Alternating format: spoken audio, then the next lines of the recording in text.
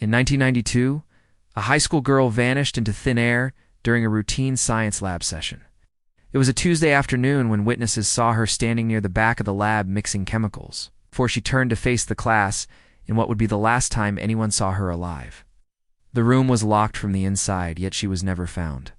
And now, 32 years later, workers renovating the building made a gruesome discovery that has shocked the nation.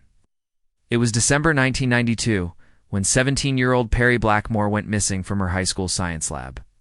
She was a senior at Edison High School in Stockton, California. And that Tuesday afternoon, she and her classmates were in the lab doing an experiment.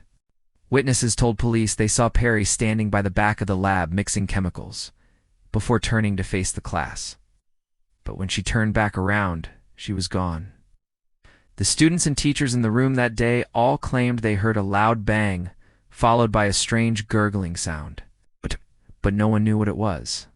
When the lab instructor went to check on Perry, he found the room was locked from the inside. He tried to bust down the door but was unable to get in, so he called the police.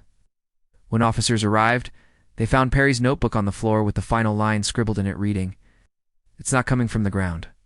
It was clear she had been writing about the science experiment when she suddenly stopped. But after searching the school and the surrounding area, police found no trace of Perry. They had no leads and no answers, and the case went cold. For 3 decades, Perry's family and friends never gave up hope that she would be found. But they had no idea it would take more than 20 years for the truth to be revealed.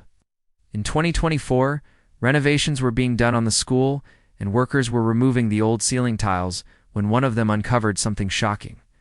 Embedded in the dust on the tile was a pair of tiny footprints. It was as if someone had walked up and pressed their feet into the ceiling. But how was this possible? The footprints were small, about the size of a child's, and they were right where Perry was last seen. Investigators were stunned.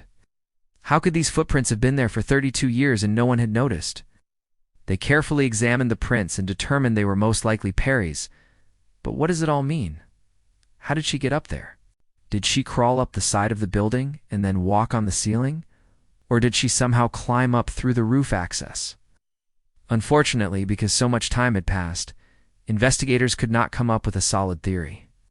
But the footprints gave Perry's family a sense of closure, that she wasn't just forgotten.